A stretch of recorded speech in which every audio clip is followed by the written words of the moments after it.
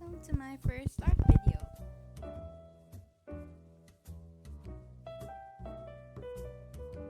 Here are the materials I'll be using. I have some cheap brushes because I don't want to ruin my watercolor ones, and the Canson XL notebook. This is the design of the paint container. It looks like a lunchbox actually, or sorry for the shaking, or an icebox, and it comes with this removable palette inside. So that's neat. It keeps the paint sealed once the paints come out. I'm rearranging the paints here in a way that makes sense to me. I want the warm colors on the left and the cool colors on the right. The design of the paints is that they come in these individual jelly cups.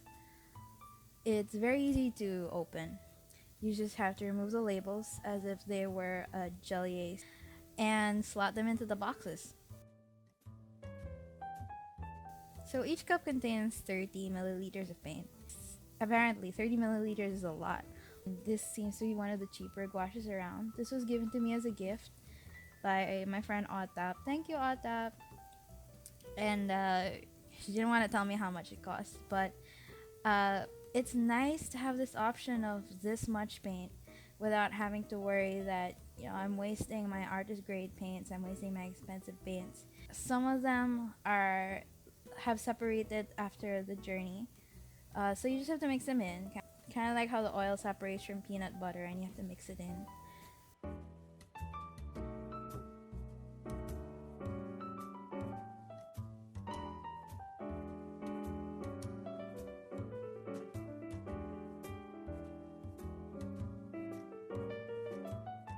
The paints didn't actually come with names of what pigments they are, but I worked with watercolors and paints enough that I think I can guess. There are my two white gouaches. One is warmer than the other. I don't know if you can tell the difference on camera. I seem to have two yellows, like a lemon yellow and a medium yellow.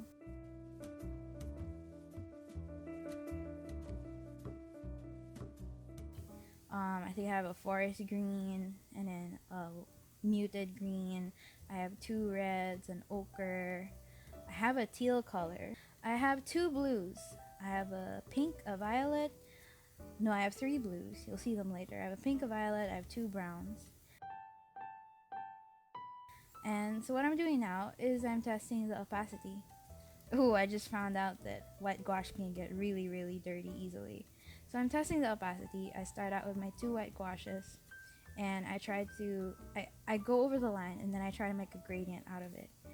And then I discover that because this is my first time using gouache, I don't know how to make a gradient using gouache, and it's not like watercolor because adding water seems to make the paint want to spread everywhere.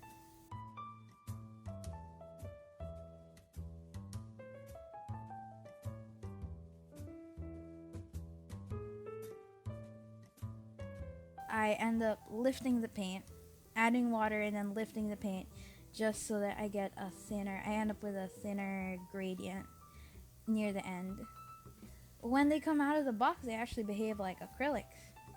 They're very opaque, and then when you add water, then I don't know what to do with it. So there I go, making my gradients. There are 18 colors all in all.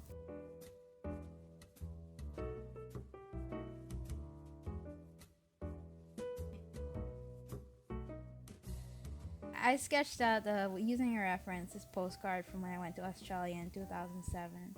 The first thing I do is to put a wash over everything for where I want the colors to go. So the sky, I believe, will be a cobalt blue. I'm going to call that a cobalt blue wash. And then in the background, you'll see some mountains. So I'm filling that in with phthalo blue, which is a transparent dark blue. In front of the background, that separates the background from the foreground, is this white sheet of cloud. And in the foreground is the rock formation, the Three Sisters rock formation. The base is in shadow. And then at the top, sort of where the sun breaks out over the clouds, it's bathed in sunlight. So I'm blocking in the shadow first, and then later I'll put in where I want the lights to appear. There, I'm coming in with a medium yellow over the gray, which is mixed. And then here I realized that you can layer light colors on top of dark colors and dark on top of light, and you can mix them and have fun with them. I didn't use any black, so the dark color is a mix of burnt sienna and the phthalo blue. Then in the background, I'm marking in where there's a little lake and a sort of forested valley. And then back to the foreground, I'm using this raw sienna color for the base of the rock formation. So my thought process here is that I'll block out the rock formation with the shadows, and then I'll put in the highlights and whatever further details need to be done. So here is the color block. I've sort of managed the gradient from the raw sienna down to that burnt umber color.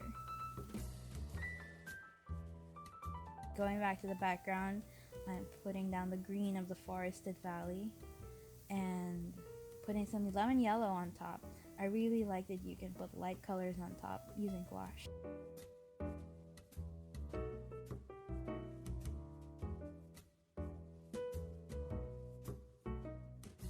Phthalo blue is actually quite transparent, so to make it darker and to give it some dimension, I mixed it with the cobalt blue and made it even bluer.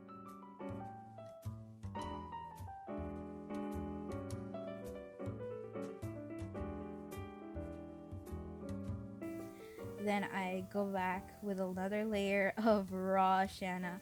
I'm just seeing at during this point how much layering I can do, and then I'm trying to mix the shadows with the base.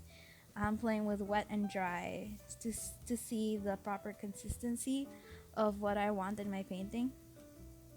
So I go on with wet, I go on with dry. I'm trying to mix it with water to see how much it will flow. There's a little spot in the right hand corner where some light shines. And then I go in with another shadow, made the shadows darker, heighten the contrast. And later, you'll see that I start putting in the highlights. So for the highlights, I use the medium yellow, a mixture of medium yellow and the base color. This is sort of reddish yellow and reddish brown mix. I'm just marking in where I want the sunlight to fall, but I realized this isn't the final color that I want for the painting. So I take some white gouache and I mix it with that medium yellow color, and then the highlights really start to come out here.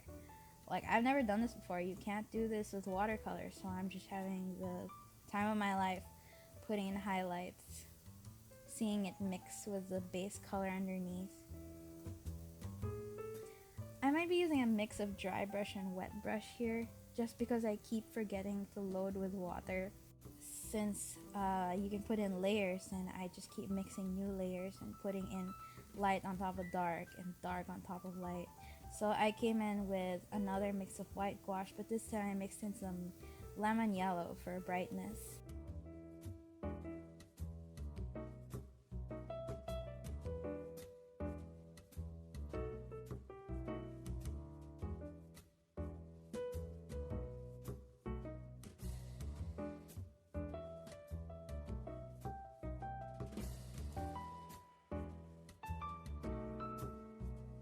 So for the clouds, I used white gouache, and I discovered it's really difficult to use pure white gouache because you have to keep your water clean and you have to keep your brush clean. But when you do, it's really rewarding. Look, I used the white gouache to go in between the rock formations and define just how much space there is between them. And then I softened the edges and made it look really poofy and silky, because that's how the postcard looks. But once I did that, I went back and then I put in the details. I put in the rocks, the cracks and the fissures, and the vegetation growing on the edges of the cliffs. I put in some trees at the top where they grow. Like, you can see some hints of lines there where I put details on the rock. I'm taking my time with all these imperfections because when you look at a rock, it's not a blank, smooth face.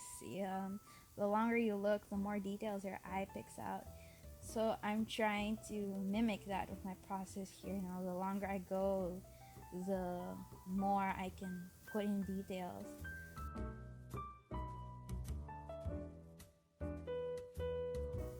But also I'm trying to really bring out that effect in the photo of the light just hitting the tops of the formation and creating this beautiful glow, the golden hour glow. So I'm making the darks darker, even darker again. I'm putting in some areas of interest in the lower right where a beam of light has managed to shine on the base.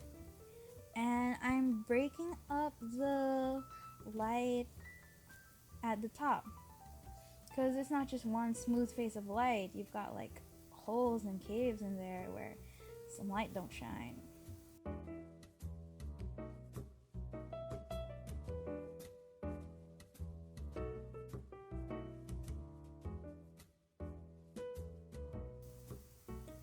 Going back with the back on the background so it doesn't fight with the foreground.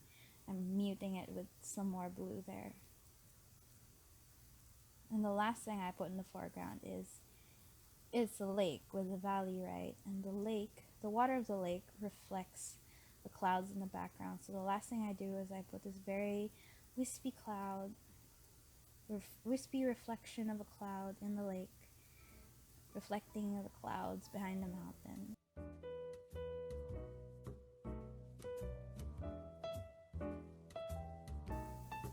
And there you go. I used a limited palette of browns and yellows.